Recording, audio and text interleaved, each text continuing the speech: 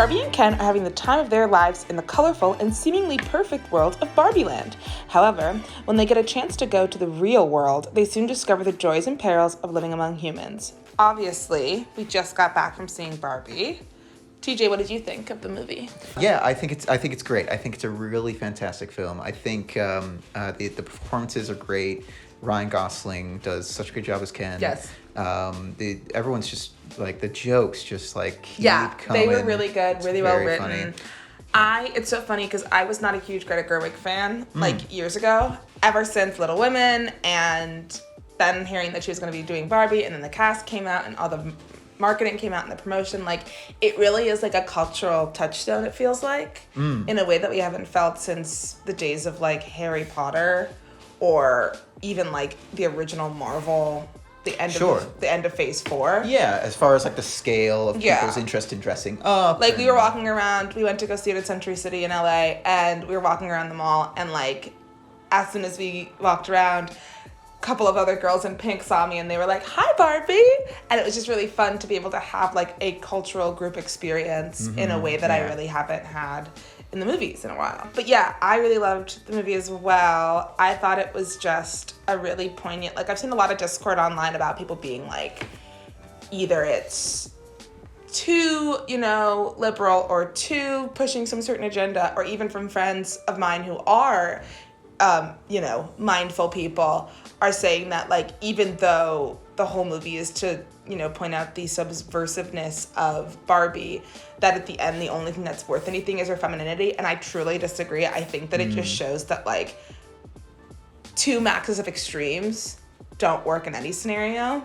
Yeah. Like you have the extreme matriarchy that fails, and then you have the extreme patriarchy of Kendom that also fails. I think that it really poses that subversive question of like, you can have the duality of femininity and strength and genius that we've come to recognize from Greta Gerwig's films. Yeah. Like Amy's character in Little Women, choosing to be both a artist and a wife. Same as Emma Watson's character in Little Women, she chooses to be a mother and a wife over her sister's bigger ambitions, but it's just as important. And you saw Lady Bird, right? Yeah, I did. Yeah. And that's another one where it's like, her approach to representing a female narrative, it doesn't have to be this kind of like heavy-handed, like this kind of corporate girl boss thing. And Lady Bird has a very vulnerable teenage, like, here's what expectations are and here's how things end up playing out. Yes. And you can still find your independence and strength through that muck. And it's interesting to see like something as big of a brand as Barbie commit to letting an artist speak to really big ideas with their brand. Exactly. Yeah. Politically, socially, like I wouldn't even want to say politically, if anything. Like it's been politicized. Yes, it's been politicized, but I don't think the really film itself is making a political statement. It's making social statements of how we've been raised or societal structures, etc., etc. It's great to see.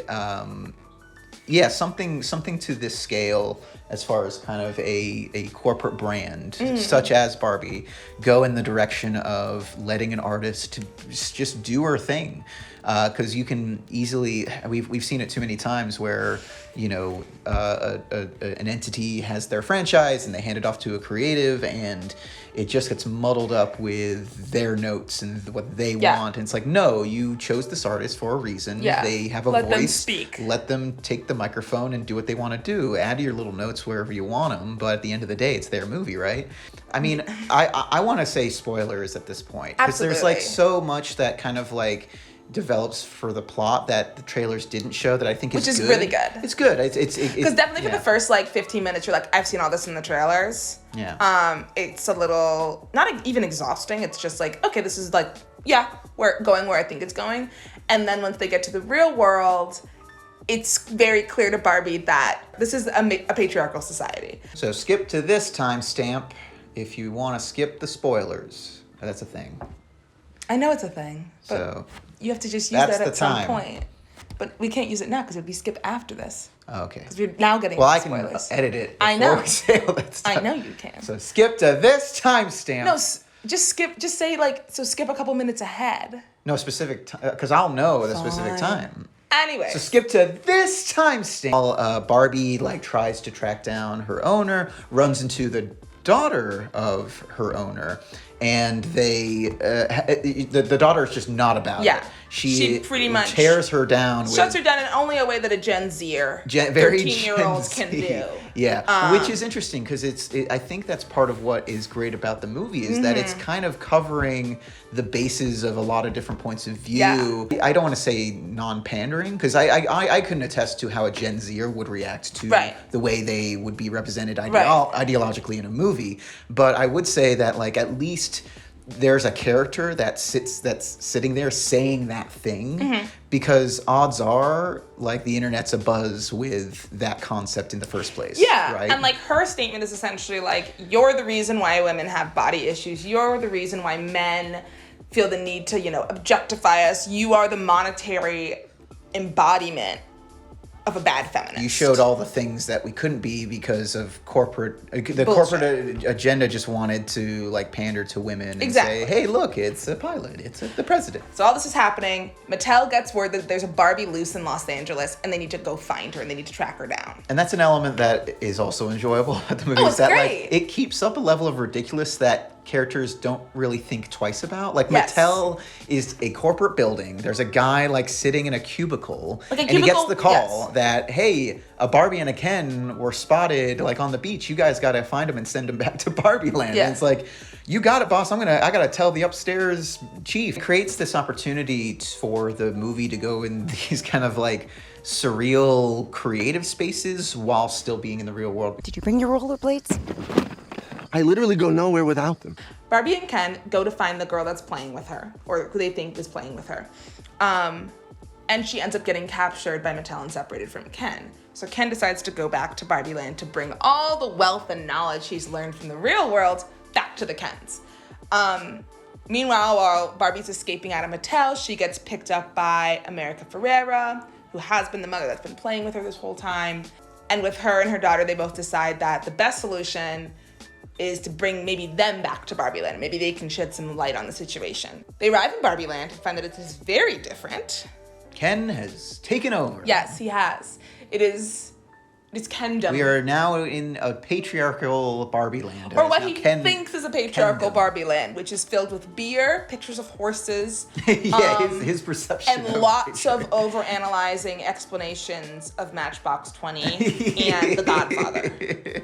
Yeah. And not only have the Kens started to, change, but they've started to influence the Barbies as well, making them subservient stereotype version of women, serving them beer, giving them foot rubs, listening to their long meandering rants about nothing. When Barbie comes back and encounters Ken, and he is, done with being Barbie and Ken, part of a duo, he kicks her out of her dreamland. She hits her rock bottom and she's like, I'm not even beautiful anymore. And that's a funny conversation because she's like, my one character trait is to be stereotypically beautiful. If I don't have that, what do I have? And that's what starts the speech that America Ferrera delivers. Because she's like, you are beautiful, you are all these things, and all these different narratives in your head telling you that you're not are incorrect. Clock is ticking because the Kens have sought to ratify the Constitution of Barbie Land and change it into Kendom Land, kicking them out of office and putting men in positions of power that up until this point have been occupied by Barbies. So they need to stop them before they have a chance to sign this bill into law. And they basically trick them into fighting one another instead, and by they go to war. Feminine wiles to turn men against each other. Which I just want to say really quickly, I've seen some discord about like people being like, this just reiterates the stance that Barbies are only good for being beautiful, and I don't think that's necessarily incorrect. I think Barbies are, seen as beautiful and a bunch of other things, but I do think that women have to use what's on hand. They're working within the patriarchal system that they are finding themselves now in, acting in ways that befit them because of that. I don't think that they're acting that way because they're like, the only thing I'm good for is being beautiful. Yeah, exactly. They're playing the cards that's out because they're in a tough situation in their patriarchal society. Yeah. And I think it's more men are susceptible to their egos. Like, yes. That's the because main because they just end up get. fighting each other over the attention of these Barbies. They lose it all because they're so egotistical and Yeah. thinking about the other men around them that they end up going to war with one another, and of even maybe though they valuing want the same thing. Instead of maybe valuing the Barbies a little bit more. Exactly. And So seeing them more as individuals instead of just objects to obtain. I see it more of a thing on the men as it is to say something about women. I agree, yeah. That's my takeaway personally. So they but go to war. It's a great sequence and very fun because there are no weapons in Barbie it's Land. all like toys and and stuff. it's great. obviously a chance for Ryan Gosling to Sing a song. sing an amazing song. Give us a big number. It's and great. give us a big number and give us a big dance number where the Kens realize that they're all Kens and they're all in it together.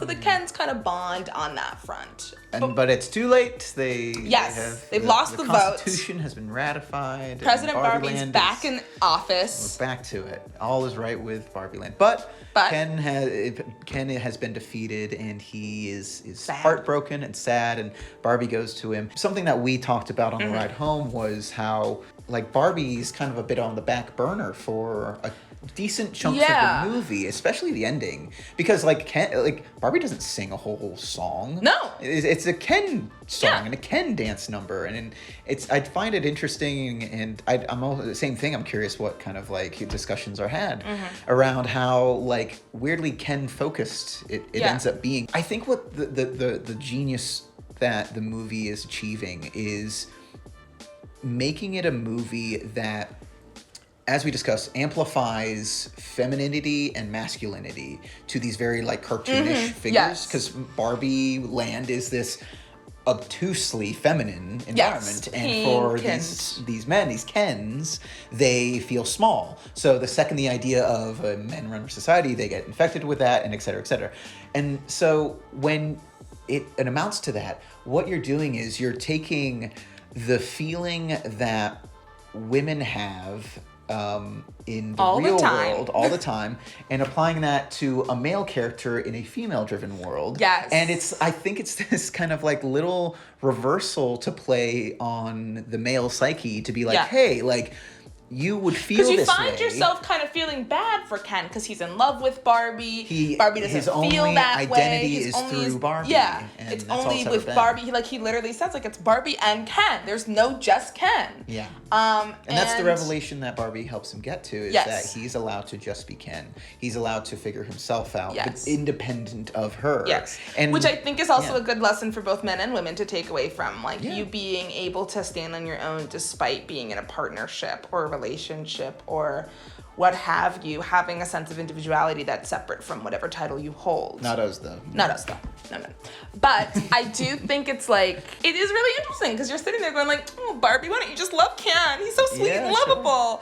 And he's so sad, you know? In those abs. But I think it's really great. I think it's a good lesson for men to take away too. No. And that's the thing. It's putting that perspective into the minds of men. It's putting that idea of if you felt this small in the world, you would feel this way. And it's that feeling that if you can put that in a man, then maybe you are like, hey, by the way, women feel this all the time. So as the movie's winding down, everyone's getting their happy endings. President Barbie's gonna be president. Weird Barbie's gonna be head of sanitation. And normal Barbie, what's her ending? And it's not that she's in love with Ken. It's not that she's gonna stay in Barbie Land even. It's that she's gonna go do her own thing and find out what it means to be human, which is just so great and beautiful. Like I didn't tear up, but I did get very emotional near the end, and I almost did cry a little bit. Sure. Because it's that beautiful thing where she's like, it's reminiscent of when she's sitting on the bench earlier, and she's like just sitting around and looking at all, like she's crying, and she's so confused by these emotions. Yeah. But there's also so much beauty in, sadness, happiness, anger, love, what it is to be human. And as she's making this decision, her creator is essentially telling her like, this means like dolls, ideas don't die. Yeah. This means you are going to be mortal. And it's like ultimately her choice. It's like they've really emphasized that it's like, It doesn't have to be anything that anybody else is deciding. It's, Yeah. And not even this like mother figure that appears that's like her. And then she presents her as like, it's not up to me. I don't have to give you permission to do what you want to do. Like, it's totally up to you. And that's, I think that's like ultimately the best message you can leave at the end of a Barbie movie. Like, hey, like, we're not making a doll to tell you what you should become. We're doing it so that you can feel you can aspire to anything. Mm-hmm. And I don't know, that being a lesson for kids, even though this movie's rated PG-13. I don't know how I don't think there was a baby in our theater, and I'm just like, oh, you just got brought along because it's Saturday morning and your mom wanted to see a movie. You can get a lot out of like teenagers and everyone upwards from that, but like the girls that would play with a Barbie doll, like I don't know how much you'd get out of this movie. I don't think it's for them. You know what's for them? Yeah, the doll. Animated Barbie features that have been around since the early aughts, like mountain. Barbie and the Nutcracker, Barbie Swan Lake, Princess and the Pauper. There's a whole plethora of Barbie content that's just for kids. And they're all Christmas related. Barbie Fairytopia. Yeah. So let them have Barbie their movies. Mermaidtopia. Barbie Macbeth. No. Barbie 7. Please stop. What's in the box? It's Alan's hair! Oh, also special shout out to Alan. I loved Alan. Great. Michael Cera's great. Yep. It was a really great movie, really lovable movie. Definitely gonna see it again. Very excited to rewatch. Very excited to keep talking about it. Encourage people to go back to the movies. And I think the best part was just the feeling of everyone hopping on the Barbie train. Yeah, very collaborative. And yes, we're all succumbing to capitalism and marketing, but at least we look cute doing it. Hooray! Hooray! Well, I'll concede that, like, at least an artist is getting to be an artist. True. It gets weird, it gets meta, it has social commentary, like, as capitalistic sellout-ish as it could be. Yes, it could have been much more capitalistic sellout. If you're getting your big Remember publicity Taste the Rainbow, motherfucker? Taste the rainbow, motherfucker! Oh, good God, don't even curse me with that knowledge. As much as it could have been any of that stuff, like in it, and as much it might feel like it's a plastic doll and it's a toy and it's a product, if it pulls people in to watch the movie and think these thoughts and feel these feelings and at least talk about this kind of stuff, I think that's a great accomplishment. I'm willing to concede a certain degree, because at the end of the day, capitalism's going to keep rolling its ugly head forward, and if we can at least inject some sort of consciousness in there every once in a while, I'll happily take it in this form. Okay, right? boomer. Shall we establish our ranking system? I think there's a lot of rewatchability in this. I think for me, a 5 means a great movie. Mm-hmm. You walk away with a great message. Rewatchability factor. Sure. To learn and elevate more things versus watchability factor for something stupid. Yeah. So I would say it is definitely a Sunday for me. A Sunday? Great. Mm-hmm. So that's a 5 out of 5. That's a 5 out of 5 for me. Great. I feel... Oh! I knew it. I was like, he's not gonna say Sunday because he's too critical. I'm stubborn when it comes to a solid 5 out of 5. How about I give it a sundae, but it doesn't have hot fudge or whipped cream on top. I think that's very fair. And you've got all the accoutrements plus the cherry. Yeah. No, you're just like a so basic 3 scoops. 3 scoops and a banana. And a banana. That's it. That's it. Okay, that's my ranking right. Officially. So this has been Asha. And this is TJ. Wait, no, I don't like the so at the beginning. I'll just say this. Okay. This has been Asha. And TJ. And we are. What's the name again? You want me to do it? No, I'll do it. It's Swirl Cinema. We need to know our own name. Okay. This has been Asha. And TJ. And we are Swirl Cinema. You can find us on our TikTok, our Instagram, and obviously this YouTube. Like and subscribe for more videos from us. We'll see you on the next one. All right. Bye, guys. Bye.